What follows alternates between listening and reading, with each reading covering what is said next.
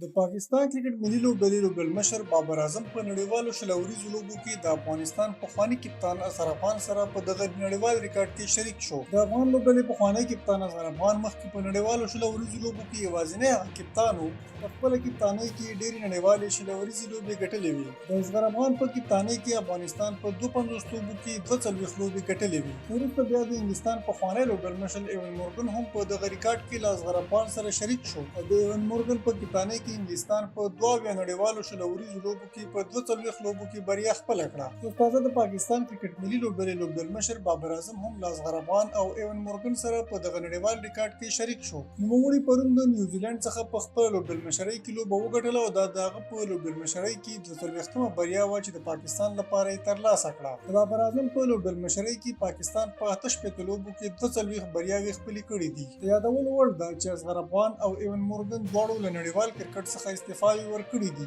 او بابر اعظم اوس هم د پاکستان لوبډلمشر دی. نو دغه ریکارډ به ډېر ژر د بابر اعظم په نوم شي او ښایي بیا یې په اسانۍ سره څوک مات نه کړی شي. که دا ویډیو ستاسې لپاره په زړه پورې وي نو لایک یې کړئ او له ملګرو سره یې هم شریک کړئ. د کرکټ په اړه د تازه خبرونو او معلوماتو لپاره درسره زموږ د فیسبوک پاڼه لایک کړئ او چینل سبسکرایب کړئ ترڅو د کرکټ تازه خبرونه او معلومات په وخت ترلاسه کړئ.